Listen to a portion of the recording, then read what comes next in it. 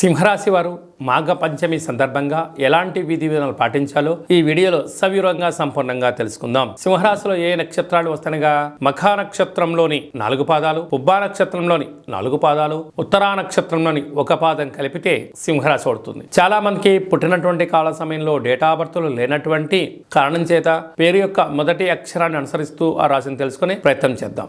ఏ అక్షరాలు ఒకసారి చూద్దాం. మా, మీ, మూ, మే, మో, టా, టీ, టు, టే అక్షరాల వారందరూ సింహరాశి జాతకులే.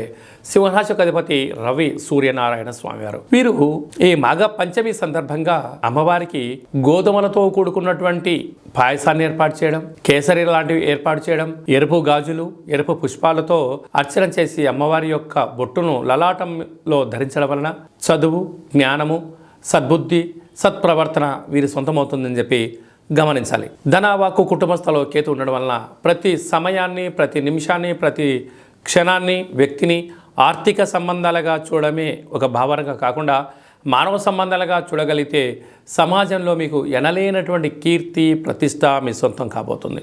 సంతాన స్థానంలో కుజుడు మరియు శుక్ర సంచార స్థితి ఉండడం వలన నూతనంగా వివాహమైనటువంటి దంపతులకు పుత్ర, పుత్రిక, సంతాన యోగము, పిల్లల యొక్క చదువులు, పిల్లల యొక్క అభివృద్ధిలో ఉన్నతమైనటువంటి విలువలతో కూడిన జీవితాన్ని ఇవ్వాలని మీ కోరిక నెరవేరబోతుంది. అలాగే మీ తల్లిదండ్రుల నుంచి, తాత ముత్తాతల నుంచి వచ్చేటువంటి వారసత్వపు ఆస్తి మీకు వచ్చే అవకాశాలు చాలా అధికంగా ఉన్నాయి. 6వ స్థానంలో బుధ సంచార స్థితి ఉండడం వల్ల బుధాదిత్య రాజయోగ కారణం వలన ప్రభుత్వ ఉద్యోగం చేసేవారికి మంచి కాలము, ప్రయత్నం చేసేవారికి ఉద్యోగం, ఉద్యోగంలో ఉండబడే వారికి ప్రమోషను, వారు ఏ ప్రాంతానికైతే ట్రాన్స్ఫర్ అవ్వాలనుకుంటున్నారో ప్రయత్నం ఇప్పుడు కలిసి వస్తుందని చెప్పి గమనించాలి. 7వ స్థానంలో శని సంచార స్థితి ఉండడం వలన ప్రేమికులు, భార్యాభర్తలు నూతన వాహనాలు, క్రయ విక్రయాలలో స్వల్పంగా మందగించినను ఆందోళన చెందనక్కర్లేదు. అష్టమంలో రాహు సంచార స్థితి ఉండడం వలన దూర, వాయు, జల ప్రయాణాలు చేసేటప్పుడు ఎన్నో రకాల ఆటంకాలు. మీ జన్మ నక్షత్రం రోజున మంగళ, శనివారం, అష్టమి తిథి యందున ఆవేశాలకు దూరంగా ఉండండి, మౌనంగా ఉండండి. అనేక రకాల సమస్యలను తొలగించుకునే మానవ ప్రయత్నం చేయండి. భాగ్యస్థానంలో దేవగురు బృహస్పతి సంచారం చేయడం వలన భార్య పైన భర్త, భర్త పైన భార్య అధికారం కన్నా ఆప్యాయతను మీరు చూసుకోగలిగినట్లయితే గృహమే కదా స్వర్గసీమ అనే పరిస్థితి ఉంటుంది.